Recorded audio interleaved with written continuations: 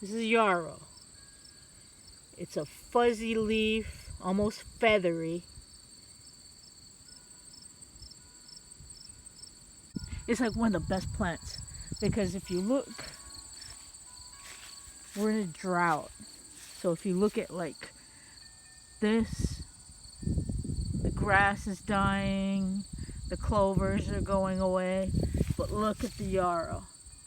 This is all yarrow. Everything green here is yarrow. But what I did is she came in with a handful of yarrow, and so I would fold it over. Fold it over, and then put another one on top of that, fold that one over, and just have a little pile of yarrow leaves. Fold it over, and then she would bring me like a long one like this.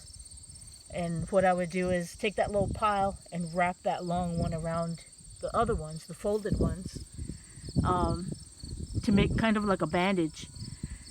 So what I did was I put that on the cuts that were on my finger. I made sure that the yarrow covered both wounds, but if you just have one cut, that's fine. But I made sure the yarrow covered both wounds and covered it with a bandage, just like this one.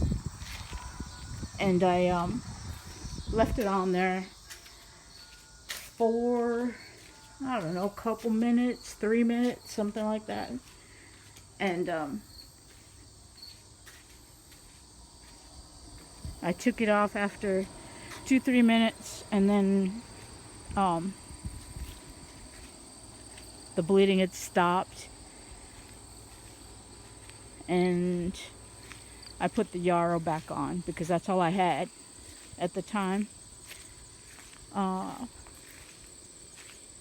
then when we were able to, we came after comfrey.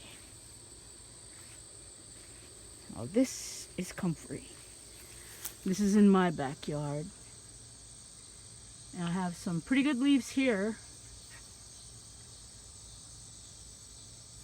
Now this plant, it's really kind of fuzzy, not like as fuzzy as mullein, but it is kind of fuzzy. It's almost scratchy.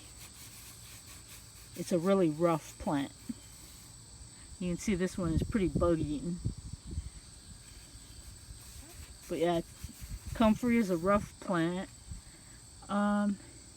It grows wild, but I haven't found it wild yet.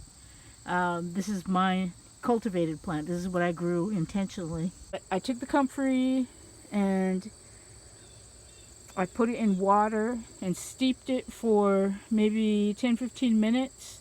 Then I took a piece of the leaf and put it over the wound, and then wrapped it up in a bandage. I left it on there for an hour, took it off because when it comes to comfrey, you don't want to leave it on there all day or even for several hours. You just want to put it on there for an hour, take it off, let it dry, let the wound dry, and do that maybe a couple times a day, and it should heal nicely, like the way mine has been doing. I steeped the comfrey inside some water. Then I put it in the NutriBullet and made a poultice out of it. And I've been using my spoon to grab some of the poultice, and I'm putting it in ice cube trays. Move this out of it.